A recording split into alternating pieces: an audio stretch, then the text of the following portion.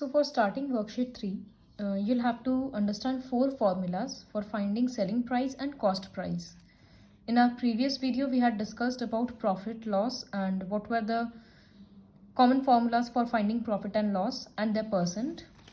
So see these 4 formulas. Selling price equals to CP into 100 plus gain percent by 100 and 100 minus loss percent by 100. अगर question में selling price निकालना रहेगा, cost price already दिया हुआ है और gain percent दिया हुआ है, then we will use this formula.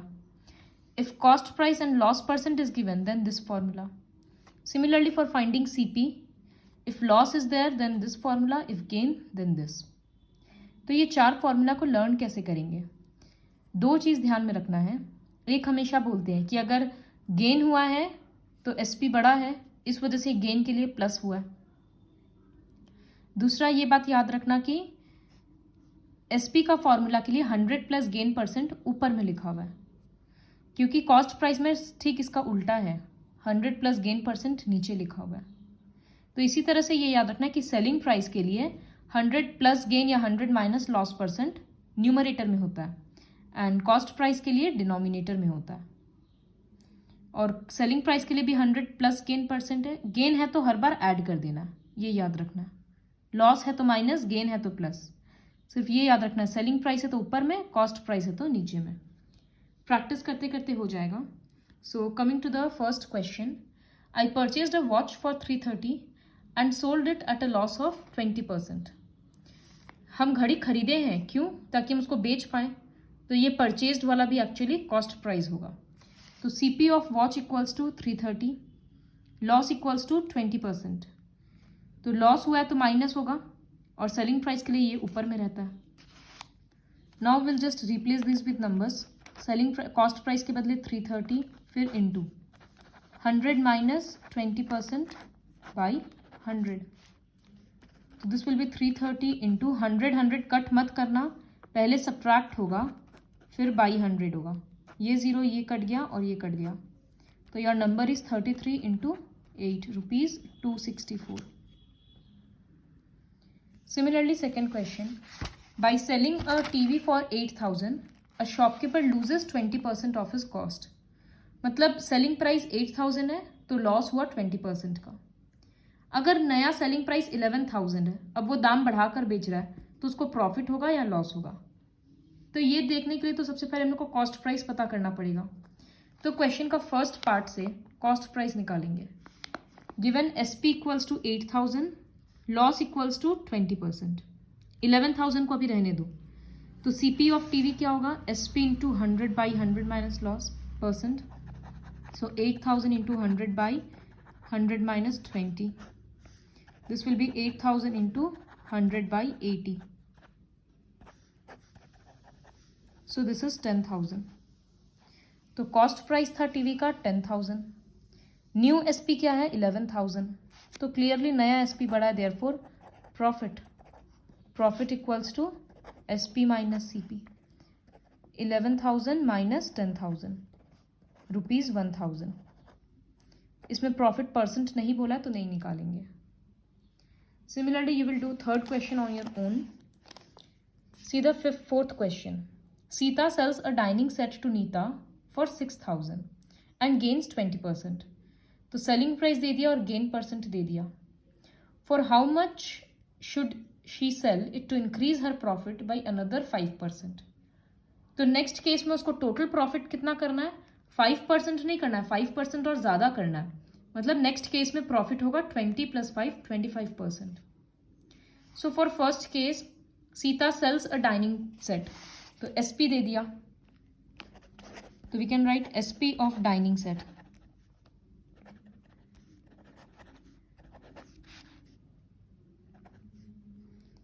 Set equals to rupees 6,000. Then there is gain percent equals to 20%. तो CP का फॉर्मूला के लिए क्या बोले थे? SP इंटू ये 100 गेन के साथ हमेशा प्लस होता है, 100 प्लस गेन परसेंट नीचे में है, ऊपर में 100. पहले फॉर्मूला लिख लिए, अब नंबर से रिप्लेस करेंगे. SP के बदले 6,000 इंटू 100 बाई 100 प्लस 20 के बदले directly I am writing 120. 0 0 cut गया, 12 से ये 50 पे हो गया, तो दिस इज 5000. तो इसका मतलब सीपी था 5000. अब न्यू प्रॉफिट परसेंट कितना है? 25%, क्योंकि पहले 20% का हो रहा था, फिर 5% उसको और बढ़ाना है. तो new profit percent equals to 20 पहले था, 5 अभी का, 25%. तो न्यू एसपी सीपी इंटू फिर गेन है तो प्लस होगा बाई 100. जस्ट नंबर्स रिप्लेस कर देना है. Cost price 5000 into 100 plus gain 125 by 100. Cut the numbers and you'll get the answer. Coming to the fifth question. Ranjan bought a second-hand scooter for rupees 6,000. He spent 300 on its repairs and sold it to Vineet at a profit of 10%. Then Vineet sold the scooter to Mukesh. तो यहाँ पर दो transaction हो गया, 3 इंसान आ गया. तो हम लोग क्वेश्चन को डिवाइड कर देंगे. पहले लिखेंगे रंजन टू, रंजन किसको सेल किया था? विनीत को. तो रंजन टू विनीत, सिर्फ इतना देखेंगे. तो ये हो रहा है CP of scooter equals to rupees 6000. Then money spent on repairing equals to rupees 300. तो actual CP this will be 6000 plus 300, 6300. जब रंजन सेल किया तो उसको प्रॉफिट हुआ 10% का. तो सेलिंग प्राइस कितना होगा? CP into 100 plus profit percent by 100. So this is CP के बदले 6300 इंटू 100 प्लस 10 मतलब 110 बाई 100. ये 0 0 ऐसे ही कट गया. So this is 630 into 11 which is 6930. तो रंजन टू विनीत में सेलिंग प्राइस आया 6930. अब विनीत मुकेश को बेच रहा था, तो the next transaction will be Vineet to Mukesh. इसमें सीपी कितना होगा? विनीत अगर रंजन के लिए सेलिंग प्राइस था 6930. इसका मतलब विनीत स्कूटर खरीदा इतने रुपया में, 6930 में. तो when Vineet, for Vineet to Mukesh, CP will be rupees 6930. जो फर्स्ट केस का सेलिंग प्राइस है वो दूसरे में कॉस्ट प्राइस बन जाएगा. जब वो बेचा तो इसको लॉस हुआ, मुकेश को जब ये बेचा तो इसको लॉस हुआ 10% का. तो मुकेश कितना में खरीदा? मुकेश खरीदेगा मतलब सेलिंग प्राइस निकालना है. सेलिंग प्राइस के लिए ऊपर में रहेगा और लॉस है तो माइनस होगा. So instead of CP we will write 6930 into 100 minus 10, 90 by 100. So 0 0 cut हो जाएगा. You will get rupees 6237. So therefore Mukesh bought the scooter. You write the sentence, I am not writing. Mukesh bought the scooter for rupees 6237. इस तरह का question समझना होगा कि जब दो ट्रांजैक्शन होता है, 3 लोग इन्वॉल्व होते हैं, तो इस तरह से पार्ट बाय पार्ट किया जाता है. और पहले केस का सीपी एसपी दूसरे केस के लिए सीपी बन जाता है. Now coming to the 6th question. A man buys 2 pens at 20 each. एक पेन में उसको 5% का प्रॉफिट हुआ, 1% में उसको 5% का लॉस हुआ. तो I have already solve this question. कैसे करेंगे? 2 समान है तो 2 अलग अलग कॉलम बना देंगे. 1 पेन अदर पेन. वो बोला है कि a man buys 2 pens at rupees 20 each. इसका मतलब हर एक पेन का कॉस्ट है 20, तो दोनों का सीपी 20 होगा. एक को वो प्रॉफिट में बेचा तो गेन परसेंट 5, दूसरे को वो लॉस में बेचा 5%. तो इसमें सेलिंग प्राइस निकालेंगे तो please right the formula. I have skipped the step. CP into 100 plus gain percent, तो 100 प्लस 5 105 बाई 100. ऐसे करें तो SP आ गया 21, इसमें SP निकालें फॉर्मूला अप्लाई करके तो SP आया 19। तो अगर टोटल SP निकालेंगे, ये खत्म हो गया, दोनों का SP आ गया। Now after this division I will write total SP। तो 21 प्लस 19 40, और टोटल CP वो कितना हो रहा है 20 प्लस 20 40। तो SP और CP दोनों सेम है, therefore no profit and no loss. तो जब दो पार्ट का क्वेश्चन होगा तो ऐसे करना होगा। इसी तरह से question number 7 is there in which it is written Mr. Tandon purchases a computer for rupees 32,000 and a microwave oven for rupees 6,500। Computer में लॉस हुआ, माइक्रोवेव में गेन हुआ, तो कितना टोटल गेन या लॉस परसेंट उनका हुआ। तो इसमें कैसे करेंगे, यहाँ लिख देंगे computer, this is the 7th question, and यहाँ लिखेंगे माइक्रोवेव। कंप्यूटर के लिए CP हो रहा है रुपीज़ 32,000 एंड माइक्रोवेव का CP हो रहा है रुपीज़ 6,500। कंप्यूटर पे लॉस हुआ 5% का, माइक्रोवेव में गेन हुआ 15% का। तो पहले यहाँ से सेलिंग प्राइस निकालेंगे, which will be CP into 100 minus 5 by 100। So 32,000 into 95 by 100, ये एक नंबर आ जाएगा मल्टीप्लाई करके। इसी तरह से यहाँ पर SP निकालेंगे, तो वो होगा CP into 100 plus gain percent by 100। So this will B 6,500 into 115 by 100, वो मल्टीप्लाई करके एक आंसर आ जाएगा। तो जब दोनों का SP निकल जाएगा तो I will write total SP equals to this plus this and total CP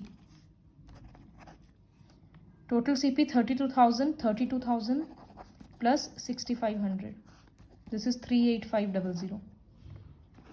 तो देख लेंगे टोटल SP अगर बड़ा होगा तो प्रॉफिट होगा, टोटल CP बड़ा होगा तो लॉस होगा, तो अकॉर्डिंगली निकालेंगे।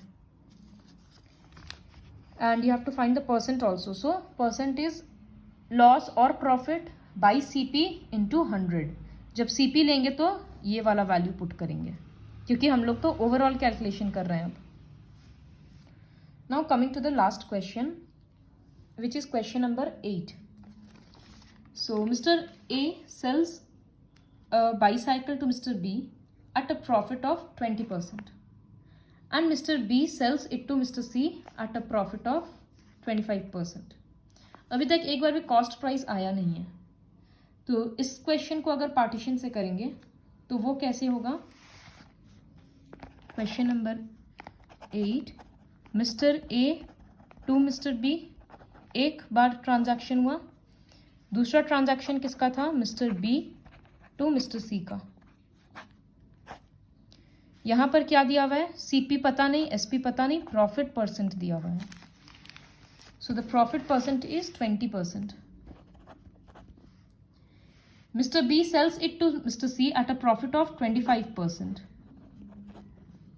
क्वेश्चन में लिखा है if mister C pays 1500, C पे कर रहा है, इसका मतलब वो सेलिंग प्राइस है B के लिए, तो selling price equals to rupees 1500।